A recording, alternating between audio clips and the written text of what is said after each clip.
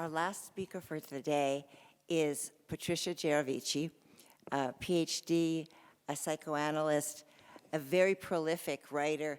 I've been working my way through so many of her books, The Puerto Rican Syndrome, which is prize-winning, Please Select Your Gender, which is absolutely fascinating, Transgender Psychoanalysis, another really great one, and most recently, Psychoanalysis, Gender, and Sexualities, From Feminism to Trans. So please join me in welcoming Patricia Gherovici.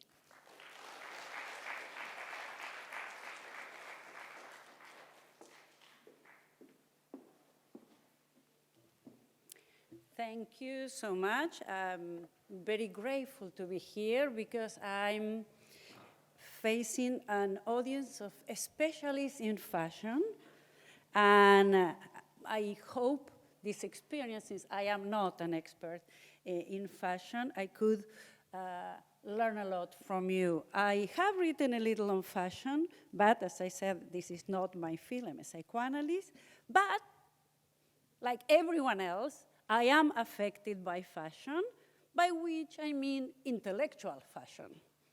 I recall a time in the early 1990s when gender seemed to be the fashion. I went at the time to a conference at Rutgers University at which Judith Butler was speaking, and almost everyone in the audience was on drag. Butler has come back maybe to this situation in a very recently published book, Who is Afraid of Gender? 30 years after the publication of what has been a groundbreaking book, by this I'm referring to Gender Trouble, it's hard to say perhaps, or maybe we don't even care who is male, who is female. It's no longer a question of makeup, clothes, but perhaps now the question has shifted to maybe bodies. With Butler, we have a new way of thinking about gender that blazed across global academia and was expanded beyond academics or beyond feminist students of feminism or even feminists. Butler ignited a new way of thinking that provided a critical reading of psychoanalysis that radically changed the way people talk about sex and gender. Butler's early thinking had an enormous influence, and it affected the subsequent ways we think about gender and sexuality. For them, sexual identification was akin to gender parody. Gender was an imitation for which there was no original. Thanks to Butler, the notion of gender was liberated, it lost consistency, was pluralized.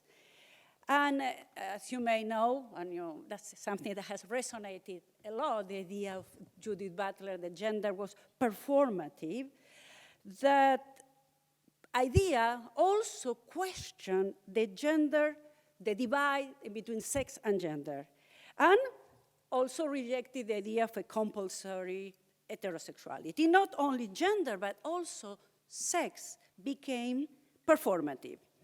However, with the emergence of the trans movement, or what we may call transvisibility, that's more precise, what was brought to the fore through the trans experience was a return to a sense of a self-trap in the body.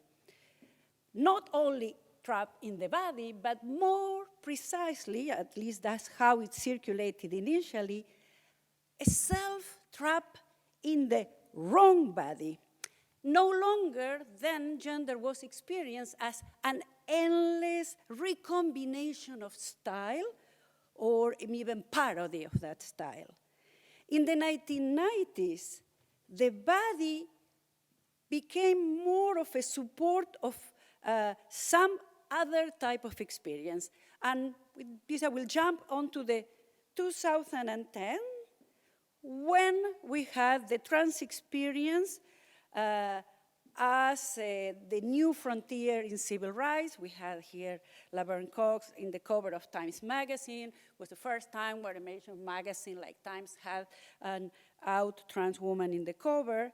And what we had with the trans experience was that there was something happening at the level of the body as a site of maybe non-reversible changes. Then this rapid shift triggers huge questions for you, for us, for everyone.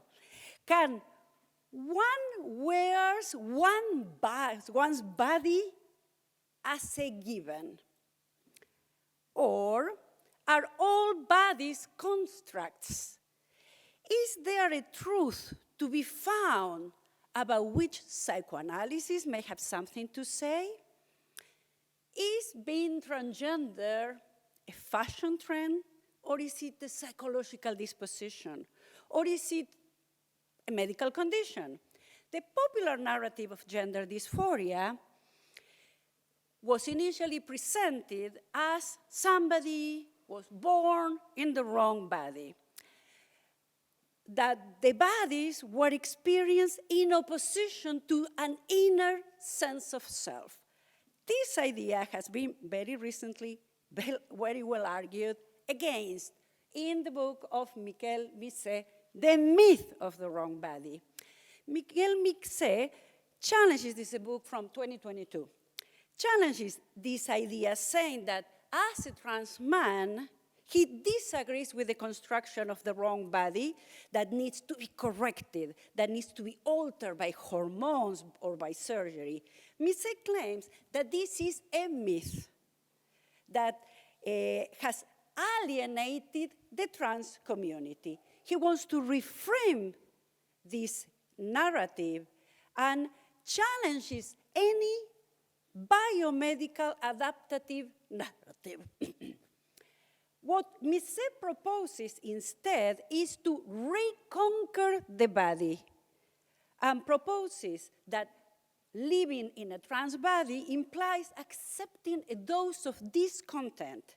Missé, for instance, disagrees that passing, that is being unrecognized in the public eye as a trans person, as a synonym of social acceptance, would be negative, and argues that trans invisibility should not be the norm. Missé concludes his book stating that as a trans man, he does remain somehow trapped in the body, but is no longer the wrong body. Having a relationship to one's body as the wrong one could be one possibility, which is included in the verb to have. We have bodies, we are not bodies. If one can have one's own body, one cannot be one's body in any degree. That body can be foreign, fat, out of shape, imperfect, unlovable, wrongly gendered, for just some of the examples of the many manners in which one could suffer one's experience of the body when those social ideals we share doesn't seem to align with how a person experiences their body. The psychoanalyst Jacques Lacan came up to a hypothesis to explain why are we so alienated in our bodies. And he called this a process in the very early life of everyone, a stage. He called it the mirror stage. It's a stage that infants go through in which the external image of the body, often reflected in a mirror, or is sustained, supported by the loving gaze of the primal caretaker, often the mother or whoever is there, smiling at the smiling baby. That this moment that may happen around 18 months, that is not in the calendar an exact date, is a moment where suddenly humans recognize themselves in the mirror. Animals often don't do that. So we have an internalization in that moment of a unified body. This image will become the I, is an idealized image, and will be the blueprint for emerging perceptions of selfhood. What is very interesting about the mirror stage is that it anticipates a body perception of unity that does not correspond to the infant's real neurological immaturity and vulnerability. It creates an ideal of perfection that the subject will always strive to achieve.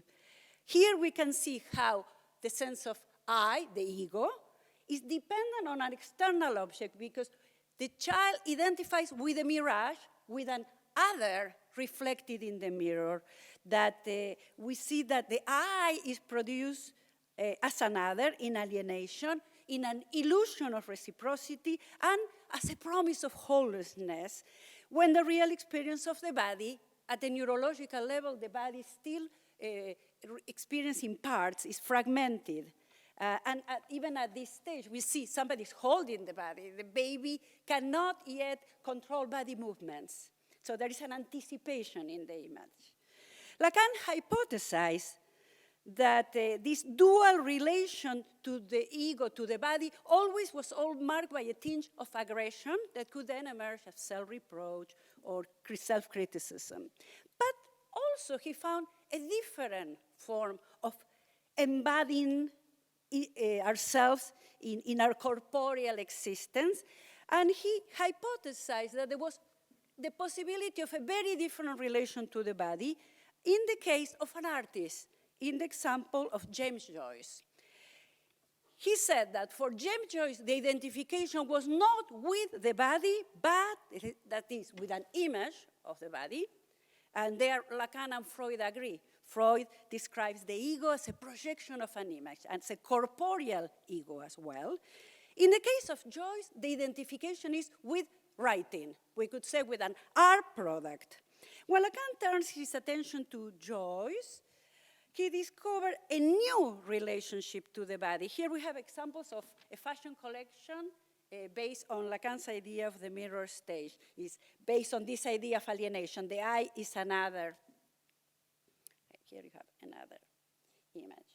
But let's move on to Joyce and a different form of being in a body. What called the attention of the psychoanalyst Jacques Lacan was that Joyce had a peculiar kind of body, a body that could fall, slip away like an open envelope, letting go of its contents. Lacan, in fact, focused on a fictional character written by Joyce, and this is from a passage in a portrait of the artist as a young man, when the hero, Stephen Dedalus, recalls a moment of rage at his schoolmates, and in that moment, his body suddenly falls from him as easily, and I'm quoting here from Joyce, as easily as a fruit is divested of its soft, ripe peel, end of the quote. For Lacan, such a transformation of anger was revealing and could be generalized as defining what we may call a Joycean body, and it's a body that could fall like a wrapping that does not fully hold. Joyce's solution for this body trouble was to invent a writing, and writing for Joyce managed to hold the body, taking then into account the complex relationship that trans persons have to their body. I see an art comparable to that of actual artists, if not necessarily with the genius of James Joyce, that this art nevertheless exists in trans artificiality. The image of the body as a vacant shell, as this kind of peel that could fall, is often noted in many of the narratives of gender transition or gender movement. Often the body is described as a vacant shell, as an enclosure oppressing the self. And I will just give you a few examples, but it's a recurrent theme in narratives of gender transition. For instance, Raymond Thompson, a trans masculine person, poignantly describes this experience of the body as an ill-adjusted container that one needs to escape. Here is again from Thompson's memoir. The body of these trans subjects appear as a container that cannot contain. The body is experienced as an exterior layer worn like an ill-fitting piece of clothing that one is impatient to shed. A similar sartorial metaphor is used by Leslie Feinberg. I think how nice it would be to unzip my body from forehead to navel and go on vacation, but there's no escaping it. I would have to pack myself along. Or a similar thing in Jan Morris, all I wanted was liberation or reconciliation, to live as myself, to clothe myself in a more proper body and achieve identity at last. Identity, capital I, that's quite interesting. So Jan Morris refers to her former body as an oppressive outer layer in which the real being, the true self, was locked. The urge to break free from this is pressing.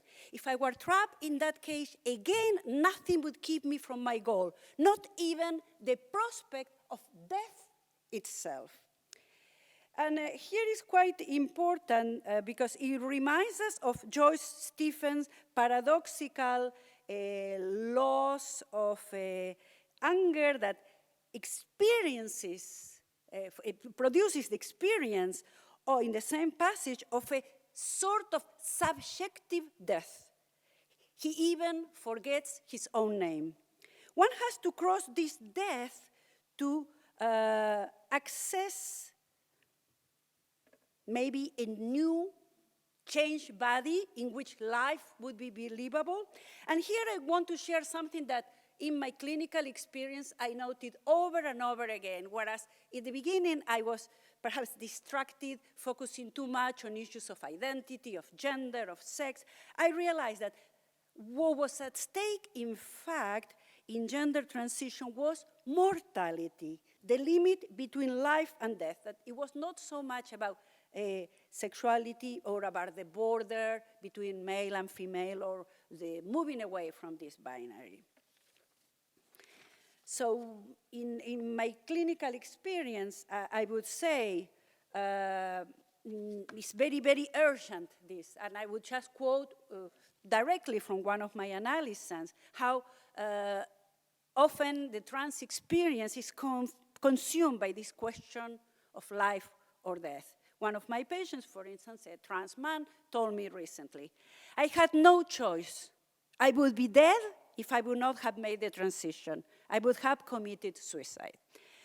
I heard this type of narrative often in my consultation room, and it may be common in clinical practice, but perhaps may seem exceptional to the public at large. But let's remember, not maybe too many years ago, 10 years ago, when Angelina Jolie shocked the public opinion when she announced that she carried a genetic mutation that predisposed her to have reproductive cancers, and she decided, facing the prospect of cancer and death, she decided to have a preventive double mastectomy and also to remove her ovaries and fallopian tubes. Angelina Jolie made the choice to amputate healthy body parts with the hope that she would steer clear of her genetic destiny. She took control of her body, now with breast implants, on hormone replacement. Isn't Jolie the same as any trans woman? Is Jolie's sexual identity the sum of her body parts? Are any of our sexual identities really the sum of body parts? In my practice, I no longer hear that someone feels trapped in the wrong body or in someone else's body. This expression can be traced back to 1862, when under the pseudonym of Numa Numantis, Karl Heinrich Ulrichs gave the name of Urnings or Uranians to men who were sexually attracted to men. And this is recently taken by Paul Preciado. This expression is reclaimed in the book in an in an Apartment on Uranus. It's their account of gender transitioning, as well as an assessment of the political and cultural implications of sexual transition and its promise for a different future. Preciado dreams of an apartment in Uranus where he may live beyond the existing power, gender, and racial strictures. My trans condition, I'm quoting here from Preciado, is a new form of Uranism. He writes, I'm not a man, I'm not a woman, I'm not heterosexual, I'm not homosexual, I'm not bisexual. I am a dissident of the gender-sex binary system. I am the multiplicity of the cosmos trapped in a binary political and epistemological system, shouting in front of you, I am a Uranist confined inside the limits of techno-scientific capitalism.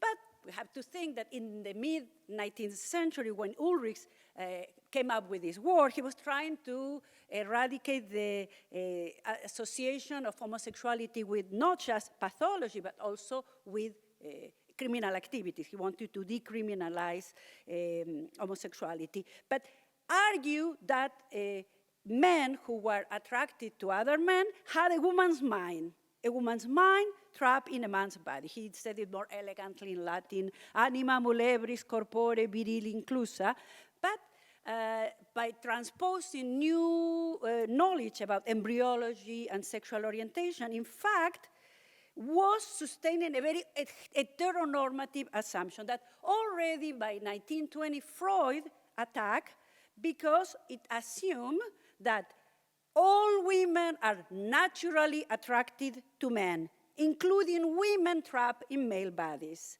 Freud knew all too well that there is no biological programming to fully determine neither sexual orientation nor object choice. If we take into account the early Freudian discovery of a constitutional bisexuality, we know that assuming a gender identity is just a precarious truth. There is no stable inner sense of gender identification. And this is very nicely approached in what now is more of a canonical memoir of gender transition, Kate Bornstein, 1994, and the title already is quite explicit, Gender Law on Men, Women, and the Rest of Us. This 90s memoir breaks with the teleological idea implied with the wrong body narrative and propose a different time, a different temporality, in fact, that shifts back and forth in time, and the plot is conveyed in a freely associative manner as it attempts to offer a model of trans identity beyond the man-woman's binary. And here we have this nice quote, my identity as a transsexual lesbian whose female lover is becoming a man is manifested in my fashion statement. Both my identity and fashion are based on collage. You know, a little bit from there, a little bit from there, sort of a cut and paste thing. The hedonist undertone signals a different approach to gender trouble, to paraphrase Judith Butler, that does not exclude humor or bypass the pleasure of writing. So I pass to another section of my talk, trans à la mode. Fashion, we know, carries a profound importance for members of the trans community, extending far beyond mere material items such as clothing or footwear. It represents the pivotal first step in harmonizing their external presentation with their identity. So I will take a look quickly to a few examples from Elisa Uber's article in Who, What, Where. And I will start with the testimony of Sofia Hernandez, a 27-year-old trans woman, for whom her sartorial exploration was crucial. When I took that first step by wearing a skirt, it was the most transforming thing ever. And it was just the catalyst to who I am today, Hernandez says. Fashion gave me the tool to curate this life that I wanted and to take that leap to transition. Similarly, Corey Ray, a 28-year-old model, speaker, and activist based in Los Angeles, tell us that fashion for her was an exploratory journey. Ray initially leaned towards oversized and shape-concealing garments in her sartorial evolution. During her second year in college and after gender confirmation surgery, Ray finally found a style that felt genuine. And I quote her, "My style went from covering up a body that I didn't feel comfortable with to showing off a body I was proud of." Eventually, Ray developed an aesthetic that felt more authentic. Now, after becoming my true self and learning more about what's flattering for my body, I feel I can express who I really am through fashion. End of the quote. For Ray and Hernandez, fashion served as a readily available means to explore their identities when external influence no longer dictated who they should be. It liberated them to define their outward presentation on their own terms, allowing them to experiment with various styles and aesthetics until they discovered one that resonated with them. The third example would be Margot Stacy, a 33-year-old executive assistant residing in Dallas, who didn't always understand her inclination to experiment with her attire. Throughout her life, Stacy found herself constantly shifting into various, what she calls, imagined subcultures, perpetually searching. It wasn't as much gender play in my youth, Stacy reflects.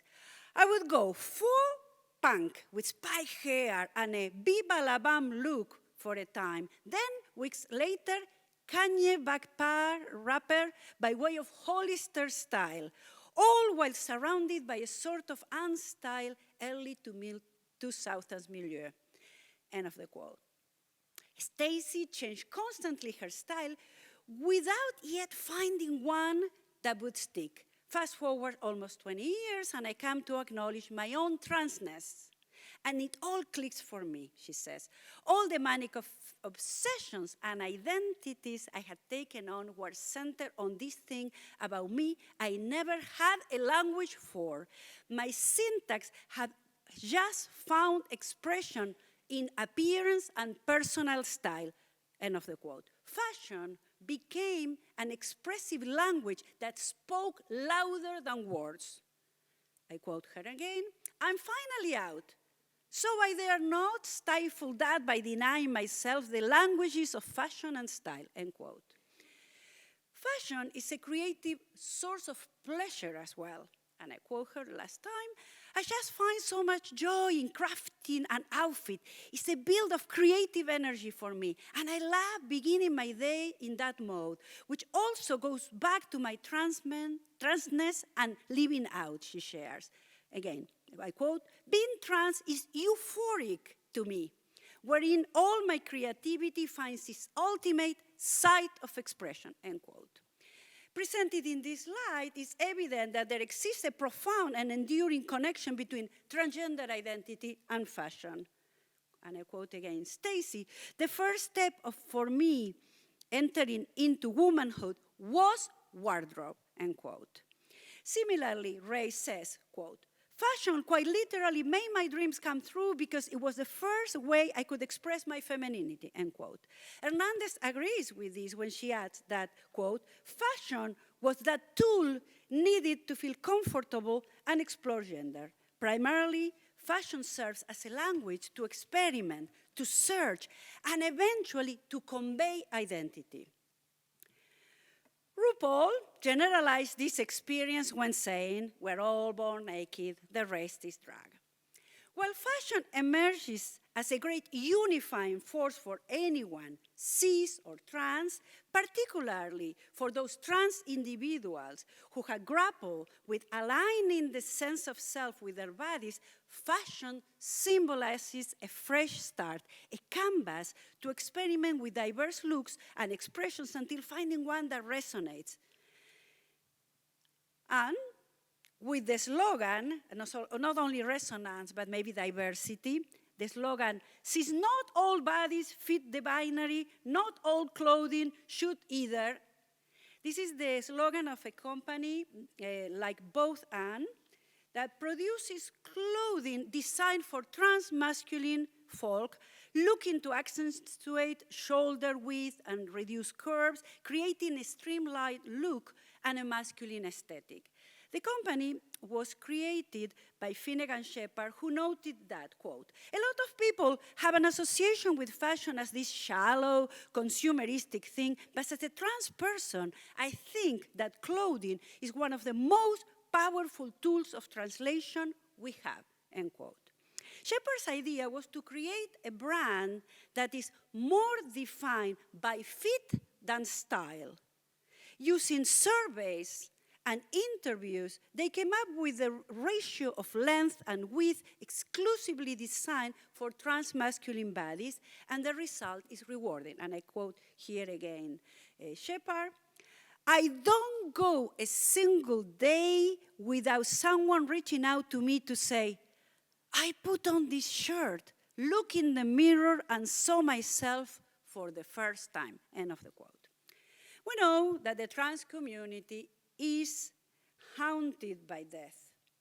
Here, I will make a connection to fashion as well as haunted by death, and I take inspiration in the philosopher Walter Benjamin, whose meditation on fashion as being the eternal recurrence of the new, but also Benjamin proposed the idea that fashion mediates the rapport between our need for consumption of novelties and, quite simply, death. With another psychoanalyst, Jameson Webster, we work this idea of fashion objects covering over death while simultaneously expressing it as a way of finding new ways to regenerate desire and eros, not only the death drive, as a way of renewing an engagement with life. Looking at,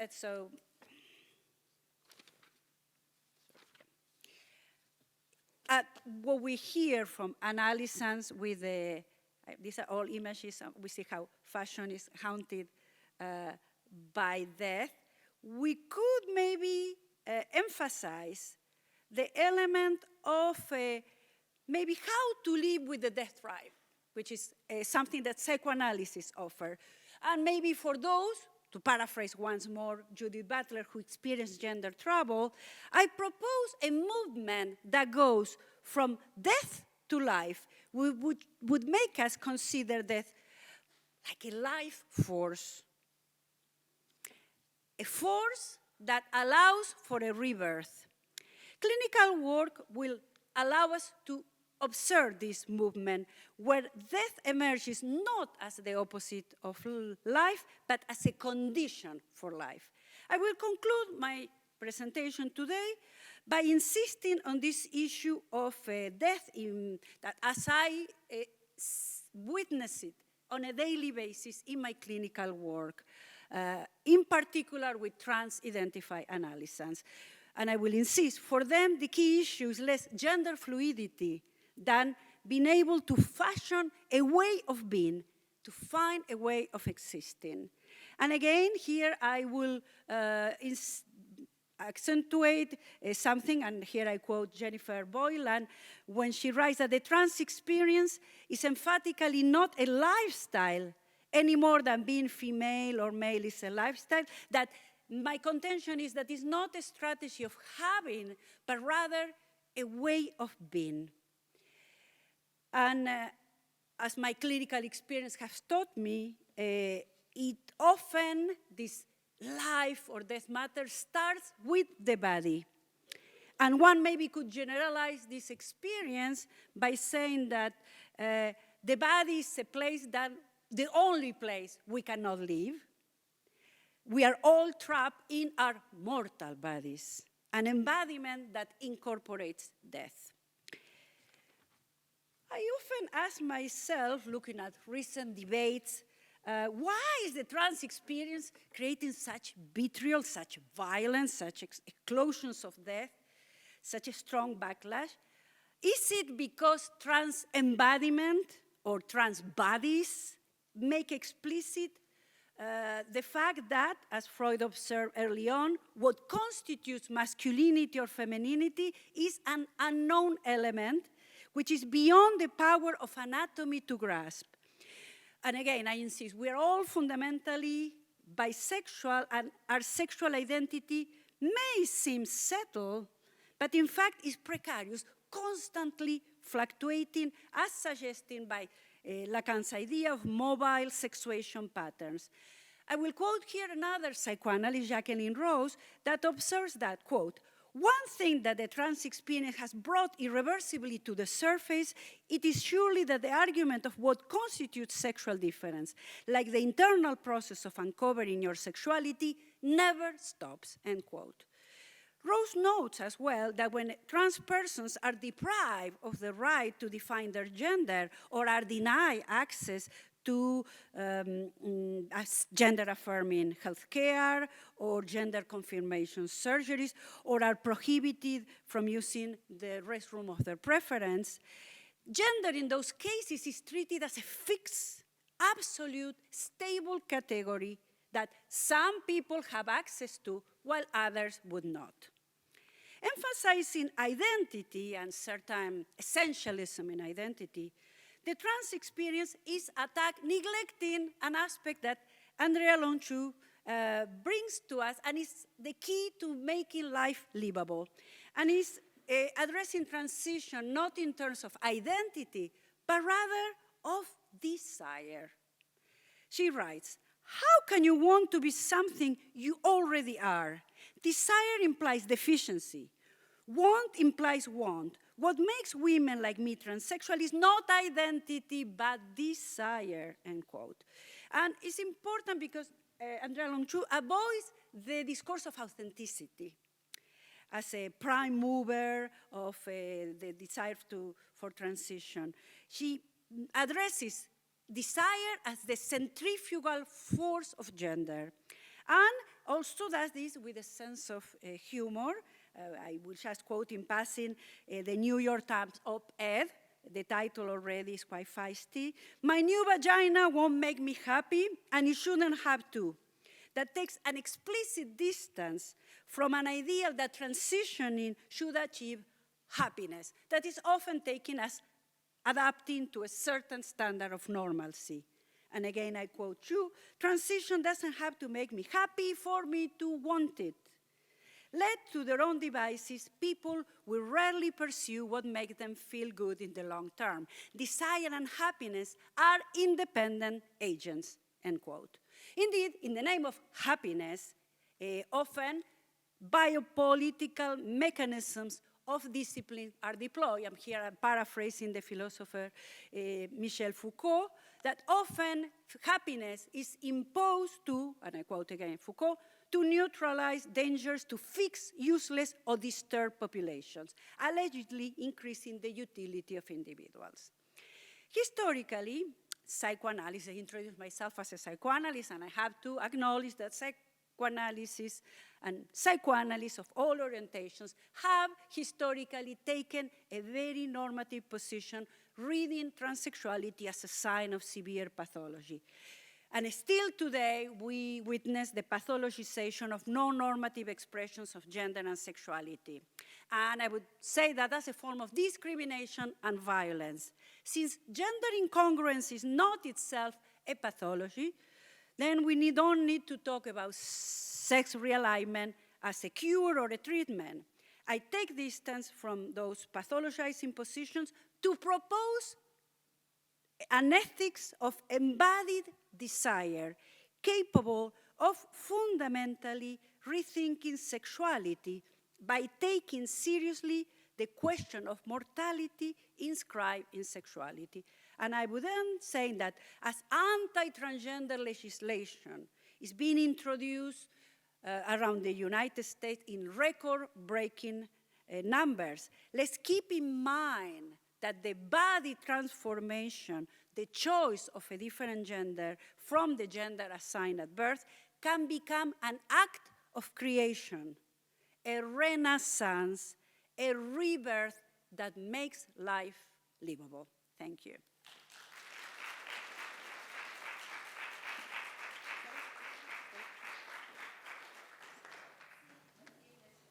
Sure. I know I have one question. Please. What do you think is the relationship, if any, between the trans phenomenon and the sort of wider social phenomenon of people talking about gender bending clothes, gender blending clothes? A lot of young people, there seems to be a very big generational difference where young people are assuming that gender is not binary, it's fluid, it's constantly changing. And so there's some kind of identification there, which seems to be an identification with trans people. Yeah, I think that would be one of the good effects. I was tracing it back 30 years with the publication of Gender Trouble as a sort of document, material document of a social movement. The trans visibility that we saw around 2010. I was at the time writing a book, Please Select Your Gender, and it was a little terrifying for me because I was about to finish the manuscript, and every morning I would get a cup of coffee, open the newspaper, and there was something new on the news about the trans experience. I will never get this book finished. So I think that there has been a very liberating effect that gender had been challenged in its inconsistency, and there is a long history in fashion of playing with gender, with roles, and I think for younger generation, that's taken for granted, and I think that freedom is, in a pendular movement, is causing a sort of return to a certain conservative position that assumes that there should be only two genders that could be discernible in the body. It's something that has been challenged, even if they assume that there is a material foundation in gender in the anatomy, but that has been challenged by people who specialize in anatomy. And here I bring up the example of intersex persons, where the structures in the body, there is nothing, there is no ultimate structure to determine something that is clearly a social construction. And I think that freedom unhappily is creating maybe a return to a certain wish to curtail it.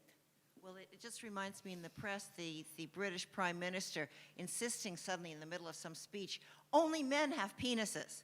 And, it's like really insisting that this was an urgent message. And as Laverne Cox said to me, some women have penises. So I loved your image. Yeah. Hello. First, I want to say amazing presentation, so thank you. So I have two questions, please. My first one is, from your professional point of view, how is childhood repression of identity represented within fashion? How does the desire for expression stem from materialistic repression, such as, like, for example, a boy wanting to play with dolls but not being allowed to? That's a good question. Thank you. Any of those who had spent a little bit of time with a child, you see that most children play, and in a game of the boy could play with dolls so assigned boy. Because here it's hard to use language tends to put things in labels, and we see that there is a freedom and a play, and when kids dress up, that challenge any good observer of a free game of children would know that happily they're not yet limited by the social constructions that they will then acquire through education. That is, and happily we see with very, very young kids, when they are not yet entering the school system, I'm saying pre-K, have a freedom and a possibility of playing with different gender role playing, different body parts, and of course,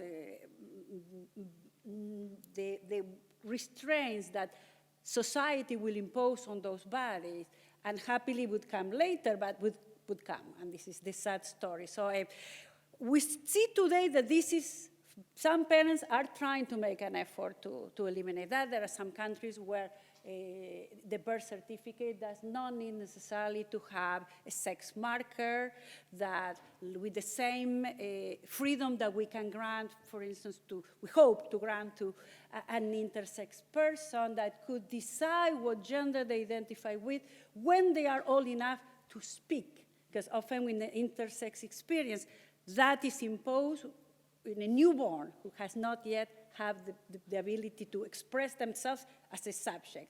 So unhappily, when we are talking about children, we talk about not fully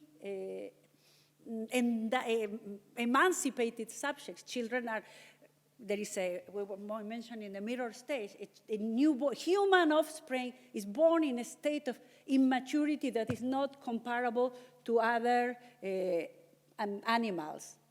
The horse is born, is up in their legs, goes running. Child will take 1 year to start walking.